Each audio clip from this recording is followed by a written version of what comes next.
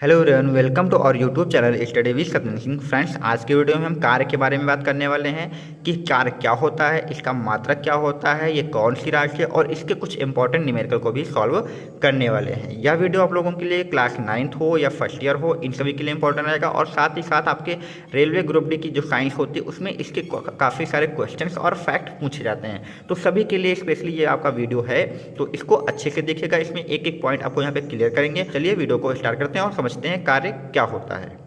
तो यहाँ पे सबसे पहले डेफिनेशन बात करते हैं कार्य की। तो लिखा है कि जब किसी वस्तु पर बल लगाया जाता है, तो यहाँ पे एक वर्ड की बात हुई है, किसकी बात हुई है? बल की। यानी किसी भी वस्तु पर आप क्या करेंगे, अगर हम बल लगाएंगे तो उस वस्तु में कुछ विस्थापन होता है। विस्थापन का मतलब होता है कि वह वस्तु जो होगी वो अपने स्थान से हट जाएगी।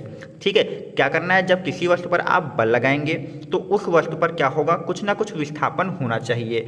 अगर विस्थापन नहीं होता है तो कार्य नहीं होगा। ठीक है, तो हमने बल लगाया है तो उस वस्तु पर कुछ विस्थापन मतलब वो अपने स्थान से कुछ हटनी चाहिए। अगर ऐसा होता है तो वो आपका कार्य माना जाएगा। और इसके आगे लिखा है कि वस्तु पर लगाए गए बल, जो हमने वह बल लगाया है, तथा उत्पन्न विस्थापन यानी उत्पन्न विस्थापन का गुणनफल, मतलब इन दोनों का गुणनफल करा दें तो क्या आएगा, हमारा कार्य आ जाएगा। तो डेफिनेशन का मतलब यही है कि जब हम किसी वस्तु पर बल लगाएंगे तो उसमें जो विस्थापन होगा तो उसी बल और विस्थापन का क्या कराना है, गुणा कराना है, और वही हमारा क्या निकल के आ जाएगा, फाइनली कार्य निकल कर आ जाएगा। ठीक है, तो समझ गए होंगे डेफिनेशन क्या है कि बल और कार्य का गुणनफल ही क्या होता है, सॉरी, बल और विस्थापन का जो गुणनफल ही होता है वो आपका कार्य होता है। यहाँ पे देखिए, अगर मान ले किसी वस्तु पर लगाया गया बल क्या है, किसी वस्तु पर जो लगाया गया बल है वो F हो और विस्थापन क्या हो, वो S हो। ठीक है, बल क्या है, F है, और विस्थापन कितना हुआ, S है।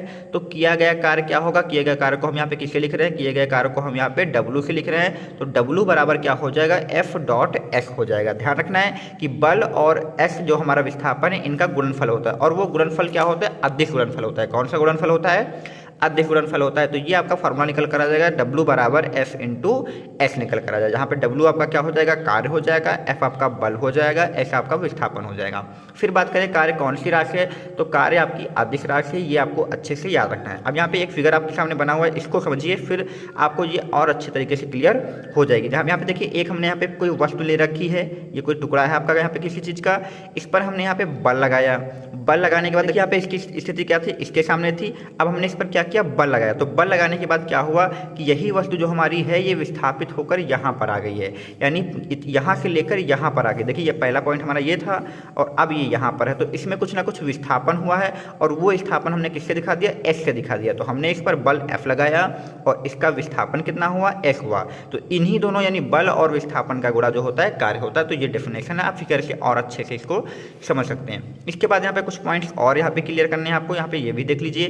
तो अगला पॉइंट यहाँ पे आपके ध्यान लिखा है कि यदि किसी वस्तु पर बल थीटा कोण से लगाया जाए, यानी जो बल अभी देखिए यहाँ पे बिल्कुल सीधा था, कोई कोण नहीं बन रहा था, जिधर वस्तु जा रही थी उधर ही हम बल लगा रहे थे। लेकिन इस बार क्या है कि जब हम वस्तु पर बल लगाएं तो वो कितने बल पे लगना चाहिए, कितने कोण पर लगना चाहिए, थीटा कोण से लगना चाहिए। तब जो कार्य होगा वो W बराबर F और इसके साथ में एक कोण आ जाएगा। वो कोण कौन सा होगा, कॉस थीटा होगा। ठीक है, आप यहाँ पे इसको फिगर के माध्यम से और अच्छे से समझ सकते हैं। ये देख लीजिए, आपके पास यहाँ पे एक वस्तु है और इस पर हमने बल लगाया इस दिशा में, और कितने कोण पे लगाया, तो थीटा कोण। मान लीजिए यहाँ पे कोई आदमी खड़ा है और इसको रस्सी से बांधकर इसको खींच रहा है, तो खींचेगा ऐसे, लेकिन वस्तु तो इस प्रकार से जाएगी। तो बल लग रहा है इस दिशा में और वस्तु जा रही है इस दिशा में, तो जो कोण हमारा होगा वो बल और विस्थापन के मध्य होगा। ये याद रखना है कि हमने जिधर बल लगाया है और जिधर वस्तु गई है उनके बीच ही कोण जो होगा वो आपका थीटा होगा। तो जब भी आपका क्या हो, बल और विस्थापन के बीच कोण दिया हो तो कार्य का फॉर्मूला क्या हो जाएगा, W बराबर F कॉस थीटा हो जाएगा। यहीं अब लिखा है कि थीटा वस्तु पर जब बल लगाया जाएगा F तो विस्थापन S होगा, तो वही बल और F, जो बल और S के बीच का कोण जो होगा वो आपका थीटा होगा। इसके अलावा कार्य का मात्रक जूल होता है। अभी हम कार्य के मात्रक जो भी होंगे MKS पद्धति का, SI पद्धति का, CGS पद्धति का, इन सभी को आगे हम डिस्कस करेंगे। तब तक के लिए आपको इतना याद रखना कि कार्य का जो बेसिक मात्रक है वो जूल होता है। इसके अलावा भी हम इस पर डिस्कस करेंगे। ठीक है, आगे बात करते हैं यहाँ पे। तो आगे बात करते हैं, यहाँ पे लिखा हुआ है, तो यहाँ पे दिया है कि यदि वस्तु वस्तु पर लगा बल F तथा विस्थापन एक दूसरे के लंबवत हो। लंबवत का मतलब क्या है कि बल और विस्थापन के बीच कोण कितना होना चाहिए, 90 अंश। लंबवत का मतलब यही होता है कि 90 अंश। तो किया गया कार्य आपका शून्य होगा। ये काफ़ी क्वेश्चन पूछा जा चुका है, आपको अच्छे से याद रखना है कि किसी वस्तु पर लगाया गया जो बल होगा और जो विस्थापन हो एक दूसरे के अगर लंबवत हैं तो कार्य कितना होता है, शून्य होता है। जैसे यहाँ पे देखिए, अब यहाँ पे होगा क्या, बल और विस्थापन के बीच जो कोण बनेगा वो कितना बनेगा, कोण कितना बनेगा, थीटा बराबर 90 बनेगा। तो इस फॉर्मूले में W बराबर Fx में हम यहाँ पे थीटा की जगह कितना रखेंगे, 90 रखेंगे, और cos 90 की वैल्यू जो होती है वो 0 होती है। तो यहाँ पे cos 90 0 रखेंगे, Fx से गुणा होगा तो वो भी ओवरऑल कितना आएगा, 0 आ गया। तो ध्यान रखना है, बल और विस्थापन अगर लंबवत है मतलब एक दूसरे के 90 अंश पर है तो कार्य कितना होगा, शून्य होगा। इसके अलावा यहाँ पे एक पॉइंट और दिया है कि जब किसी वस्तु पर बल लगाने के पश्चात यदि विस्थापन ना हो तो कृत कार्य शून्य होता है। मतलब हमने किसी वस्तु पर बल लगाया, जैसे एक दीवार है, दीवार पर हमने बल लगाया, अब दीवार तो वहाँ से हिलने वाली है नहीं, तो अगर दीवार हिलेगी नहीं मतलब उसमें विस्थापन नहीं होगा तो हम कहेंगे कि कार्य क्या है, शून्य। अर्थात विस्थापन नहीं होगा मतलब एस की वैल्यू कितनी होगी, एस की वैल्यू 0 होगी। तो W बराबर Fx फॉर्मूले में हम एस की वैल्यू 0 रखेंगे तो बल से गुणा होकर वो 0 तो आएगा। तो अगर विस्थापन नहीं होता है तो भी कार्य क्या होगा, शून्य होगा, और अगर लंबवत होता है विस्थापन के बल तो भी कार्य शून्य होगा। तो ये कुछ पॉइंट इंपॉर्टेंट हैं, इनको अच्छे से नोट कर लेना है, ठीक है। कुछ और इंपॉर्टेंट पॉइंट, और इसके हम फॉर्मूले की बात कर ली है, और अब हम इसके कुछ इंपॉर्टेंट मात्रक की बात कर लेते हैं, फिर अपने न्यूमेरिकल पे आते हैं। अगला पॉइंट हम डिस्कस करते हैं, लिखा है कि कुली द्वारा उठाए गए बोझे में जो किया गया कार्य होता है वो शून्य होता है। जो आपका कुली होता है वो आप देखते हैं कि अपने सर पर बोझा लेकर जाता है और उठाकर एक स्थान से दूसरे स्थान ले जाता है, तो उसके द्वारा कुछ कार्य होता ही नहीं, वो कार्य क्या होता है, शून्य होता है। इसका कारण क्या है, आप यहाँ पे देखिए, कुली का जो सर होता है वो उसके ऊपर कोई चीज़ रखता है।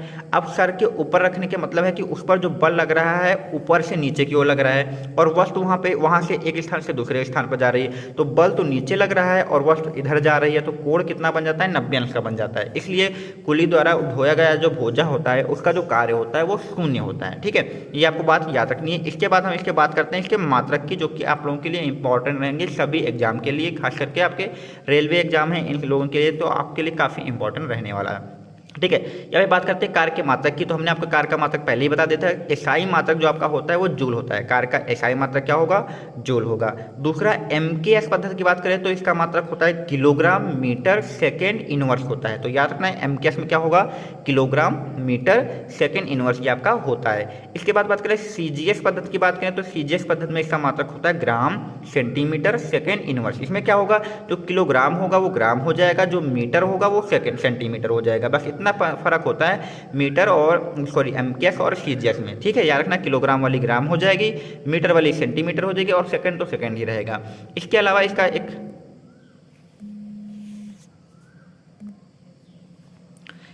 इसका एक अन्य मात्रक है जो कि आपका अर्घ है, ये आपका सबसे छोटा मात्रक कार्य का होता है, तो ये भी रखना है।